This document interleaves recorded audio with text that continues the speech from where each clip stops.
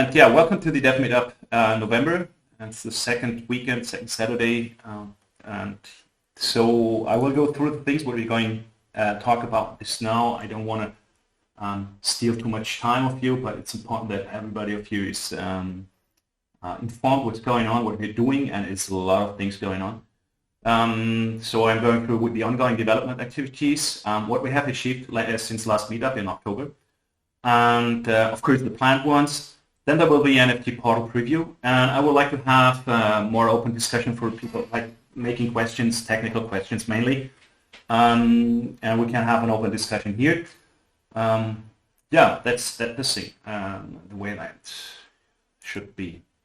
And starting right now, going into that, the ongoing development activities, there are several things going on. I'm working, there's a Signum node. I think Joss at this moment can give more details on what he's doing there. This is the preparation for the hard fork coming until the end of this year, and we show this in a preview. Probably Joss, if you can say something or explain a little bit more what you're doing. Sure.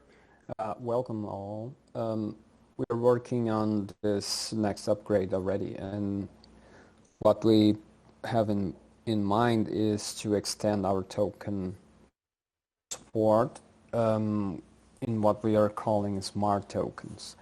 And these smart tokens will do a lot more than they do right now. We'll have better support to distribute revenue to token holders. The plan is to have a single transaction, and with a single transaction you distribute to all token holders in a pro rata distribution as usual. Besides that, we will also have native liquidity pools, so we can create liquidity pools for pairs with Signa, and also token pairs. And that will also contain some advanced features like people are used to liquidity pools where the weights or factors of the tokens inside of pool is 50-50, and we will allow different configurations, like you can have a pool with, for instance, 20% Signa and 80% token and stuff like that, similar to what Balancer has. So essentially, this is what we are working on about tokens right now. Yeah, this sounds like a pretty awesome thing. I mean, distribution in one transaction is like, I think it's similar to the subscription thing that we're doing. Like there's kind of computed transaction or something like that, isn't it, right? Yeah, it's similar to our multi-out transaction, but in this case you don't need to tell who are the recipients, because you already have that on chain, and so that again will be very economical. Like you can make thousands of transactions with a few bytes in the blockchain. This is crazy. That only depends on the number of token holders, so that will be super efficient. Yeah, Shippers, it's like it's native. Shippers, just to ask if this will be on node level or is it a smart contract? No, it's on node level. It's protocol. That makes it such efficient. Yeah, and you said like multi-out, but multi-out is limited to 64 or 128 recipients, but this limitation we don't have with this distribution. Wow, wow. And the native liquidity pools, yeah, that like blows my mind. Awesome. Yeah, and another interesting aspect is when we combine this distribution with liquidity pools, and that will be I believe, very interesting. For instance, you create a pool for your token, a liquidity pool, so you provide means for people to exchange your token with high liquidity, for instance, and at the same time the liquidity pool will be able to receive potential revenues. And so since you will not lose revenue, and then you will be able to enjoy both benefits at the same time, keep receiving the revenues for your token, and also receiving possible trade revenues as long as you keep providing liquidity. Great. So people here have some questions about that. I mean, we can do this in the later discussion, probably going over the items right now, just like to go there. But this seems like very powerful. I think it's even a unique feature. I don't know if other chains have this something.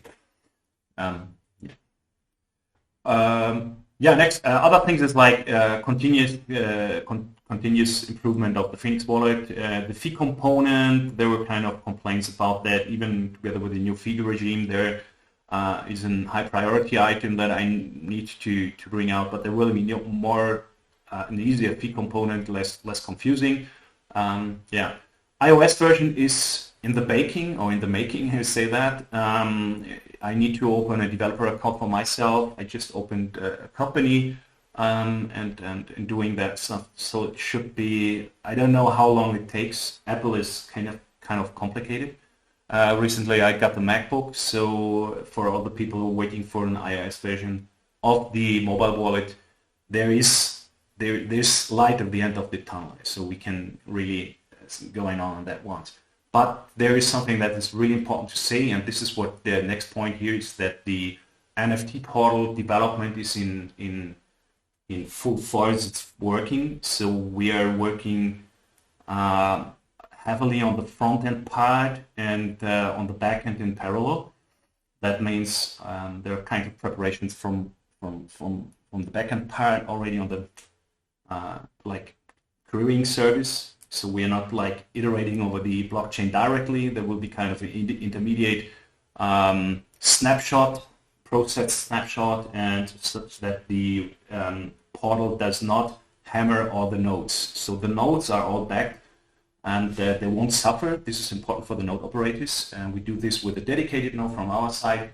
And but it's all going like with a small delay, putting this in a database, making processing, and then having all the queries, because the platform is built up on highly scalable serverless architecture where it is possible. That means the front end is being serverless and the back end is being serverless also. The processor is a kind of scheduled job, which just like walks over the smart contracts and extract the information we need for all the NFT stuff. So that's what's going on right now. This is the high focus. That means that other things, if they're not really big issues, they're kind of a little bit staying back. So I try to do this in parallel a little bit, the improvements on the Phoenix wallet. But due to our pace on the NFT portal, some lower prior things won't be done this year. So this is ongoing. Also, Signum JS needs some things going on with generic transaction signing. There will be, this is already I'm working on. I started with that. This is something that we will use in the future for the upcoming browser extension. There will be a wallet extension or a browser extension similar to MetaMask, for example. You can like imagine like that, to have this and combining this with the upcoming applications that we are planning for the next year, and started with the NFT portal, which is this year. There is a Smart C compiler. Delitarium is the maintainer of that and the creator. I'm not sure if you want to say something, but I would like to show what he has done so far with the refactoring. Smart C compiler, I'm not sure about features he's bringing in, but this is something I want to show you also, what we do more and more is like we're going over, for example, to using Sonar Cloud for static code analysis. So such that we can track code smells, tracking coverage. This is, for example, for Signum JS. This is the JavaScript SDK. We are just having an entire continuous integration and continuous deployment pipeline. The same is going on for the Smart C. So recently, Delitarium was able to remodulize that and having the static code analysis for and then high coverage. You see here 80% of coverage 88%. This is really high. That means that it's highly tested. Pretty cool. So this is something that we want to do for all our products coming up, just to guarantee better quality and more robustness on all the things. And so achievements, what do we have the last month? I was a little bit delayed with the 1.3 version of the Phoenix wallet. It is already released. And the BTDEX version 1.5.12 is out. There is new mining pool added. The new markets for the Wrap BNB stuff is there. The W Signa is also there. And so we have, and more important, the current contracts. We are discussing to rename this to green contracts or green smart contracts due to the aspects of the vision of sustainability. Probably we will rename that because it sounds a little bit different in different context. Yeah, it's just like an outlook of that. This is what we have since last month. And going further, planned development activities, most important part. As I said, for Q4, Q1, I want to improve still the Phoenix wallet. It's something that I'm really interested in, the YubiKey support. Paper wallet payment subscriptions should become there. Of course, the smart contract publishing will be important. We have some other features. Yeah. The address book, there's a feature, it's an old feature already, and of course the iOS version. I mean, this is like an horizon of until March 2022 we're trying to do there. I don't know how exactly this will be the pace and how this will develop.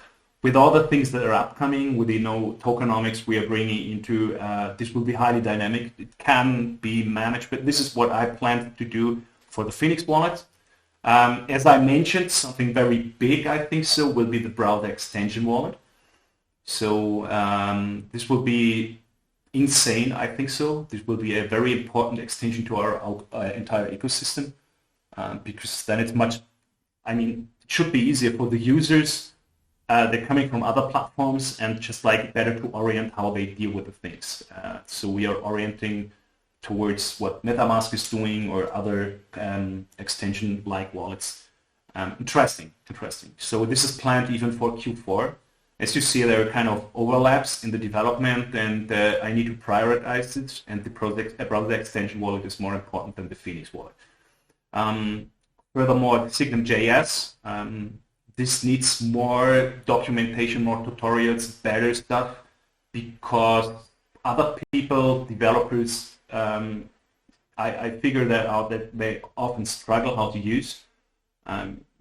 Can be because of JavaScript knowledge, limited ones, or it can be for several reasons. So for better adoption and better usage, this is something that must be improved. This is also for other things. We are at this moment evaluating documentation platforms such that technical documentation is more accessible for the people. Yeah, we have the protocol improvements, as we already mentioned, smart contract engine upgrade with the smart tokens, and there's something I put here, native DeFi capability. This is for the LPs, the liquidity pools. We are aiming to do this in Q4. I'm not sure how realistic is that. I mean, Joss is the man at this forefront, and he can say if this is feasible to do or not, probably. We should finish this distribution thing for the tokens in a few days, and then start the liquidity pools, and we will see. Cool. How far can we go. Awesome. So good perspectives on that. And there are other tools, but much like for the first semester of next year, first quarter of next year, is like command line interface for Signum node, for this making it more easier for other people to like scripting, making bash scripts and making all the stuff around they need in an easy way.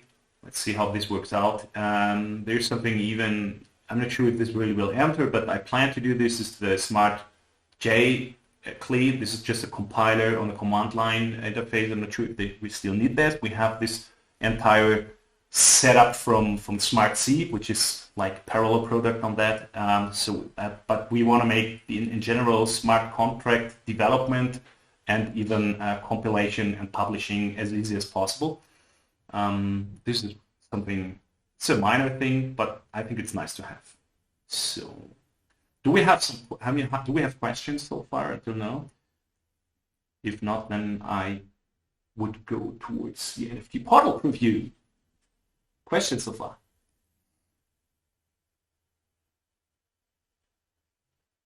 No. This is one of the seconds I will cut out of the recordings later. Okay, let's see with it. Going over, this is what I have done so far. Let me see, where is it? I can just like run it here, this is no problem, not lost flip on it. So this will be, going over now, let me see. English. So this is the preview of the platform we have at the front end part. So we're starting that. The layout will be with a more green view still. It's too black and it's too heavy. But this is okay. I mean, we know that, but it's not the mind. I believe we're not seeing your screen now. At least I'm not seeing it. Oh, thanks. Do you see, guys? Let me see what I'm... Okay. I stopped... No, let me see. I stopped sharing. And we'll change windows. I can do it on the fly. Oh, that's cool. Can you see it now? Now we see it. Okay, cool. Yeah, it's a black screen, Shippers. Okay, this is so the meeting, the NFT portal. This is the landing page. So you go downwards, then we have feature collections. That means that people can promote their collections by paying a fee or something like that. So you see, there's this is the entire thing. Then we go new things, hot collections. Then we have the profiles of the creators. So we can go over there to profiles. It's all mock data. Yeah, and you see there this profile, and you can see a lot of social networks we are supporting natively. I mean, almost everything. So for certain platforms with the icons, we need to extend manually, but in general, from the data model size, we support everything. You can see that we have filters, different ones. They will be extended. This is in discussion what we are doing now and how we filter all the front-end parts. No, it's not centralized Shifers. So Shifers is asking if the profiles and ATC will be centralized. It's all on chain. It's on chain, but there are kind of centralized servers in the middle for more efficient lookups. But the data, what we're talking about, is all on chain. We just like for, as I said, for efficiency and scalability, we need to provide additional service layers, like second layer, just like to make it in that way.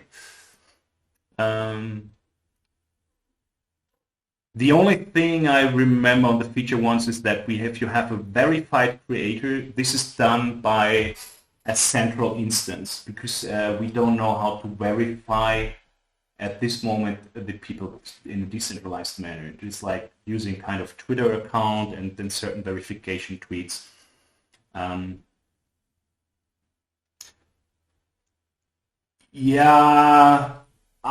This is not really clear, Shifter. So he's asking if this is permissionless so that people can put any kind of content there inside. I think we need to kind of moderation on the things. It's not 100% clear to me right now what we have. Josh, did we discuss that somehow? Is there moderation on that, or do we have like your...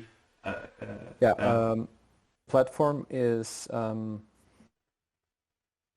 it's permissionless, the platform itself, but if there are some clear problem, so the account will be banned and no NFT created by that account will be shown on the portal. It will be still on chain, but the portal will not show it. Yeah. So there will be this kind of moderation, but just for these cases, or for instance, if someone just copy the image of another NFT, stuff like that. So as soon as one account does that, and we can all verify on chain that account will be filtered out and will not be shown on the portal anymore. That's the plan. Yeah. This is kind of a compromise we have to do, because otherwise it can compromise, malicious content can compromise the platform and the success of the entire platform. Yeah, of course. There will be people for moderating that. I'm not sure how this will turn out in the future, if there's a possibility that we can kind of automate part of the moderations.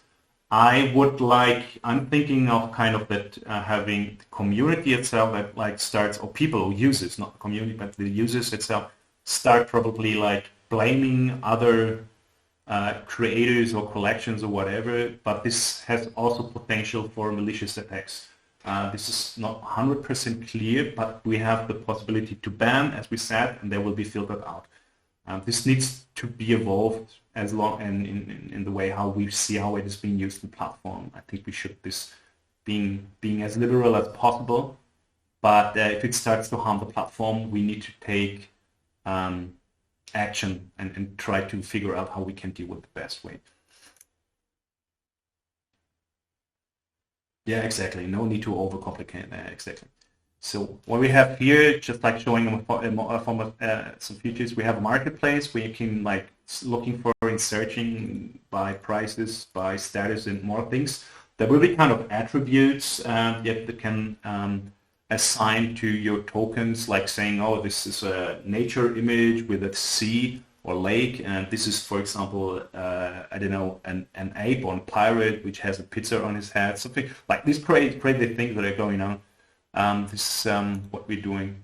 Theming, normally, let me see if I forgot something at this moment. This is what you see right now. You see we have even support for animated images and videos will be there. These things will be stored on IPFS, but we don't control the IPFS stuff. This is being by the creators themselves. So we try to keep this as liberal and decentralized as possible. And yeah, and doing this all with these new features we have with the carbon/green contracts. This is for today. There's not much more to show. We can let it open for discussions and answering questions. Otherwise, let me see, Shippers is typing. Do we have people asking something in voice? How it is branded? What do you mean by that exactly? That is there? What's the name? Like, yeah, it's called Signamart.io or even Green Mint.io. So we use different domains for that. And I mean, that's what you mean. We have even their kind of contribution for somebody with this crazy artwork icon. Let me see if I can go here, Signum Art. Signamart.io. So just like this. So you see there's a very small, you can see the fav icon here. Okay. This is already within our pipeline. This is live but not usable at this moment, but it's open that everybody can see what's going on there. So, yeah, exactly. More questions? I know that our Russian friends are still active. I know about some project they're going there, but I don't want to talk about this. This is up to them. I'm not sure if Alexander has something to say or mention, but there are other people working around. We have other, I know that some people from Brazil are working on other applications and use cases. Let's see how this figures out. We are helping them, supporting them. Yeah, it's for pictures and arts at this moment, but also for videos. And we plan to do this probably, but I'm not sure if this is possible or it will be another portal for music. Music is not yet inside our plans at this moment. We want to have to launch it by the end of the year. And so we need to go with the agile strategy methodology like Kanban stuff and all this and making it as fast as possible to market. And yeah, that's maybe there may be the question what is going on with like revenues or something like that. The idea is that the revenue out of the fees they will be redistributed for activities for the community, like marketing, listings, and all this stuff. So it's not nobody who's really earning money by that. And I think this is a very important point to say that. This is because people might ask where the money goes, but it will be it will goes to accounts maintained by the SNA. I think this is by the fee taken. What he's Shippers asks if what fee will be taken. This depends, I think, on the creator itself. If I'm not incorrect, if I'm not wrong at this moment. So we have parameters for them to choose them. Josh, do you have details on that? No, it's not that much. 5%. It's not. I think it's like one. There is a platform fee.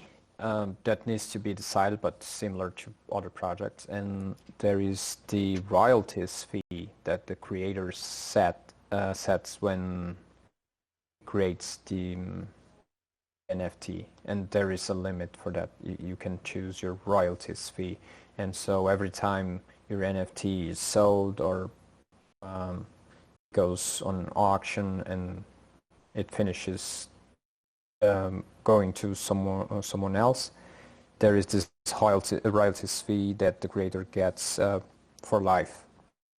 So every trade the creator gets this royalties fee.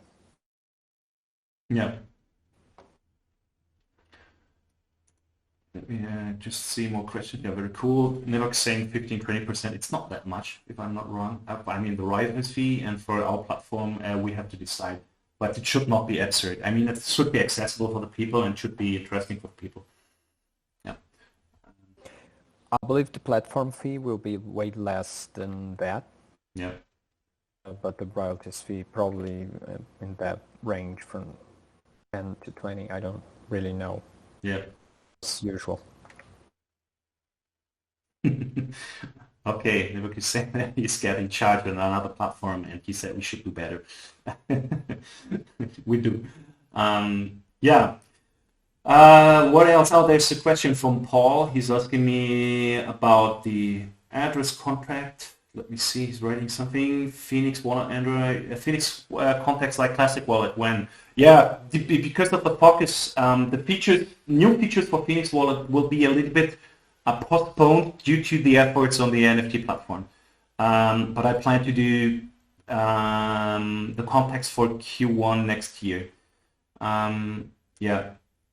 On tokens on mobile wallet, there is no way to escape that. So I need to implement that on the or we, whatever. I prefer we do more over I. But it must be accessible on the mobile wallets also when it comes out, because this is one of the generic visions we have in the future. Like, we focus more on tokenomics, and this is why we're doing also the upgrade things and all the stuff. This is just like we make the platform as versatile as possible and doing what's possible to enter in the new markets of the tokenomics, and this is very important for us.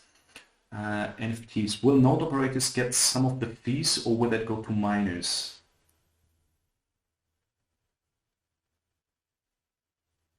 I don't think so that node operators will get fees from the NFTs. I'm not even sure how we should do that. Yeah, unless that proposal moves forward where you can attach a small fee for the node operator when you create a transaction. In that case, node operators will get a small fee, a small fraction of the fees besides the miners. It's not implemented yet, and might be an option, but then it's not just for the NFTs, but for any transaction. Yeah. Do we have any updates on that idea? It's still in discussion, isn't it? To make this interesting model with the transaction stuff. Just is it how is the progress on that discussion? It's still under discussion with the community, isn't it?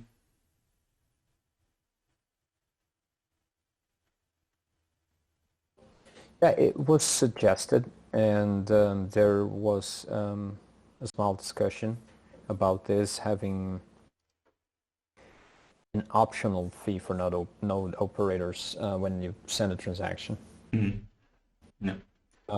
And the plan was like you have today the minimum fee, and so that minimum fee would be increased a bit in case, and that difference would go to the node operator. And then if you run your own node, you get that discount because you get your own fee, and so you pay again the minimum fee that we currently have.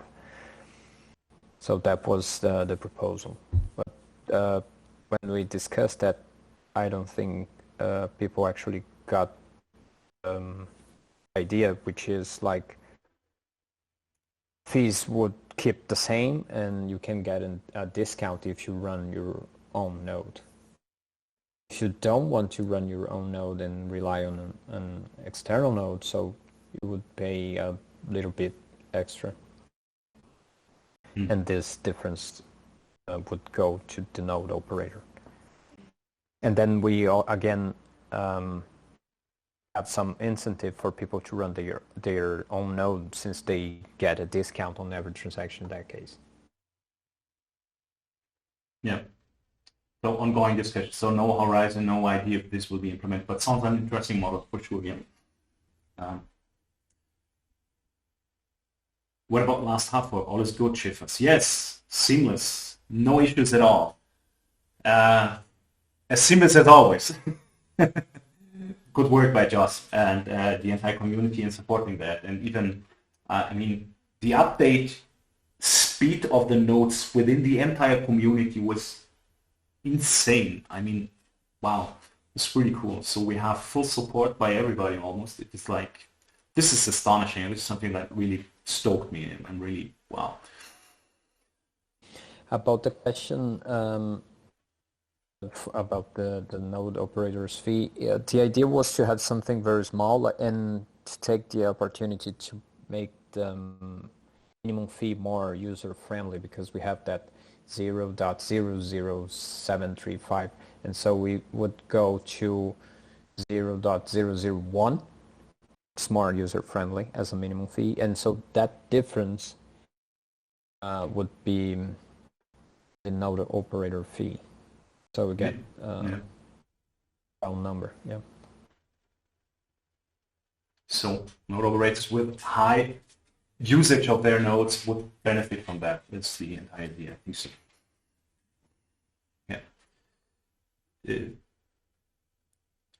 Fees for node operators. Nivok asked for what the figure, what's the figure suggested 25% of fees. This is you already answered because of that one with the 001 and the 00 blank whatever fee quant. Yeah.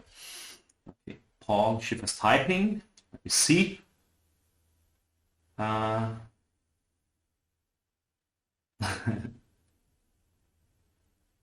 Okay. Yeah, this is all in discussion. I mean, there are contributions from your side that are valuable, and see how we how this evolves in the future. This is an idea that came up, but it's really in a very early discussion phase. I think there's a high interest on that, and we should really consider that. From my perspective, it makes sense. We have this in the hour today, so the node operator reward. And this could be something more interesting, yeah. Yeah. So more questions here. Otherwise, 40 minutes, a shorter one today. I see that many more people joined here. That's cool. Is there any comments from people who want to say? Feel free to talk. Shippers is asking about smart contracts, newer versions of smart contracts. No, I'm not knowing that. The contracts will work, start working with all these things there, that they are entirely compatible. I think so. Maybe just if there will be a smart contract version, new ones, or is it all the same? Yeah, as always, if we extend smart contracts, the old ones keep running. Exactly. According to the rules when they were published, and the new ones can benefit from the extra Yeah. functions and Yeah. methods. As they are immutable and there is no issue with that, with any compatibility problems. There is some noise in the background from myself. I'm the only one with microphone. I muted the guy. What else do we have? When PhD on BTDEX? This kind of question is a bit complicated. This is not actually Signum development, but BTDEX is very close related to it, so we can discuss that.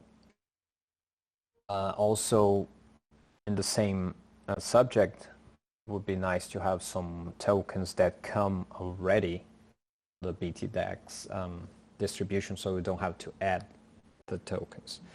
Problem with that, with adding coins and tokens, is somebody needs to check those projects, and there's also this subjective risk of adding tokens and coins.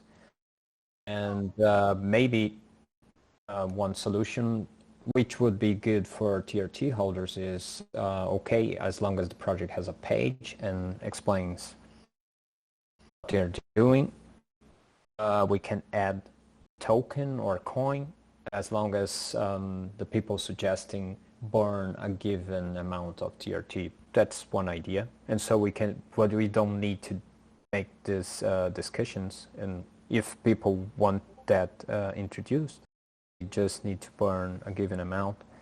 That's one idea, and so we solve this, and also make TRT deflationary by doing that. And so maybe this is a good solution. I don't know. Alexander's asking for new exchange. Yeah, this is. This is not really a development thing, but I feel the necessity to comment on that. For example, we have this offer from XT. XT is a Hong Kong exchange. We recently suffered with that because Blue Helix was closed due to China ban and all that stuff. And we are really hesitant in listing to this China-based or Hong Kong-based exchanges, unfortunately. It's because it's like entirely unsure what's going on. Exchanges is always complicated, is they charge a bunch of fees, and if I see the history of what we have done in terms of listing, it seems like 50% of the listings are not sustainable in the way that they have issues or they start to cause issues. And this is really annoying work. So we need to look more for bigger, larger exchanges, but this is not really easy to go in. We have an ongoing process with the exchange, but due to NDA, we cannot tell who is it and what it is. We just can say that it's, if I'm not wrong, a top 30 exchange. Of course, for next year, we want to have, due to growth, these are the plans that we get more attention and attraction, so that the bigger exchanges, really like top 10 exchanges, will be more accessible for us. This is part of the entire growth strategy. We're doing this on several fronts. It is being involved in marketing. We're seeing and trying to have support for marketing things. This is nothing really dev related. This is going hand in hand. If we have good application, good SDKs and all this stuff in place and good documentation, people will start to adopt this. On the other hand, this will pay more attention, get more attention on our entire platform. And this is something that we are working on. What I saw recently is, for example, if you just like seeing on the Twitter growth and the likes and what we're having there is a continuous organic growth. We want to avoid kind of pump and dump scenarios. It makes no sense that we, for example, spend $50,000 in marketing campaign, which just like is being done for 2 weeks, and then we have a spike, and then there's a pump and dump, and we are back in where we started from, and we just like having that. So this is something that we try to avoid. It must be an organic growth what we're having there. There are a lot of trying to networking to industry. I know that people from Russia, they're always working on that part also. I have contacts to that part, and this is cool to see that. I feel that we are growing steadily, but slowly. There is not like an explosion at this moment. Probably we need to reach a critical mass when it's really going to explode, but we need to see that. So this is a little bit off topic from development perspective, but this is what we're doing, and we're working together and we're trying to figure out what are the best ways. Unfortunately, I'm not a marketing specialist. I don't have any ideas of that or not much of that, just the same. And this is like, there will need the help from everybody, of course. Native liquidity pools timeline, Joss. I think Q1, isn't it? The plan is to have native liquidities this year, by the end of this year. Yeah, but we need a front end for that part also, and as we are that's actually unclear. We will have it on a protocol level, so maybe we can have something fast inside BTDEX. But the plan is to have, again, another portal, and so people see all the pools and they choose, they add liquidity, similar to Uniswap, PancakeSwap, stuff like that. Yeah. But that will come later. Yeah, and this comes together with what I mentioned, the extension, the Chrome extension, or the browser extension. It shouldn't not only be Chrome. We will aim Firefox at least also. I don't know how that works on Safari, to be honest, but this fits all together. So when there are more platforms coming up that can connect with these wallets, we always will maintain interoperability options with the desktop wallet version and with the mobile wallet, but there will be a more common option using an extension. This is really a very important piece of the entire ecosystem, of the basics we need. Yeah. Asks about something about the Explorer. Let me see. Any plans to make more readable on each line? I see details about tokens and stuff and all that. This is addressed to Zoe. Do you want to mention that, or the plans? Do you have any ideas for features for the Explorer? I'm here. I know. I haven't any plans to change on how it's read, unless it's an issue for everybody, right? It's very hard to satisfy everybody on how the Explorer looks like. So, but I am implementing so people can have their own CSS running on top of the Explorer if they want to have it look otherwise. Wait, just to get the idea, you want to make it possible that other people can apply their own style sheets and then they have another look and feel? Yeah, so they can. So what I'm trying to do right now is I use CSS already, right? But the users can actually decide to do their own CSS for the Explorer and then present it as they want to, font size, how the boxes are located, and so on. So make it more generic. That's cool. Sounds cool. Yeah. Sounds awesome. Yeah. Let me know when this is out, because I want to play around and probably we can. And this will be cool because people can create like themes for that Explorer, then kind of that, and then they can share this or sell this. They sell this on NFTs or something like that. It's crazy. I see there is another question. So regarding the CSV, yes, it has been in beta for a very long time. And I have to be honest, I haven't paid much attention to it lately because I had a bunch of other stuff that I needed to pay my attention for. So hopefully it will come out of beta soon. I had some feedback a couple of days ago regarding some time zones. And I actually just looked at that a few hours ago. And as I see it, I tested it. The time zones set in the Explorer should also affect the export of the CSV data, but I need some more testing. Yeah, this is like, there must be passed somehow. If you're ready to generate the CSV on server side, how can you know what the local time zone on the client side is? So you need to kind of pick up this information, or you have a CSV export like on client side directly, whatever you do. So, it's taken for what you set already for the Explorer. So if you have set the time zone at the Explorer, the export of the CSV will be the same. Okay. If you have not set anything, it will be server default, which are located in Denmark right now, so that will be my time zone. Yeah. Okay. Oh, cool. Sounds cool. I don't think we should go into debugging. Paul, Poco. Okay. You feel free to DM me on Discord and let's look into it. I know you've mentioned this before, and I looked into it before, and I don't see there's anything wrong with the addresses. Maybe there's something related to how it's understood or presented, and maybe I can improve that. So let's take it in DM. Awesome. So it's almost 1 hour over, like 50 minutes. We started 5 minutes later. Yeah, thank you, Alexander. So he's just appreciating for our efforts. Yeah, we continue on that, and we continue on more pace. I have more time to work on the things right now, and it seems like Joss, the mean machine, is doing all the things and going on. If he said that the liquidity pool will be out there until December, I think until January it will be out on, I don't know, on beginning of December. He's just crazy. It's awesome. Okay, guys, thank you for being here.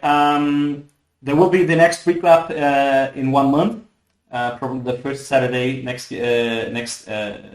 December or this December. And yeah, have a nice day. I will publish the recording and in the beginning of the next week, as usual. And yeah, have a nice weekend, and we see us.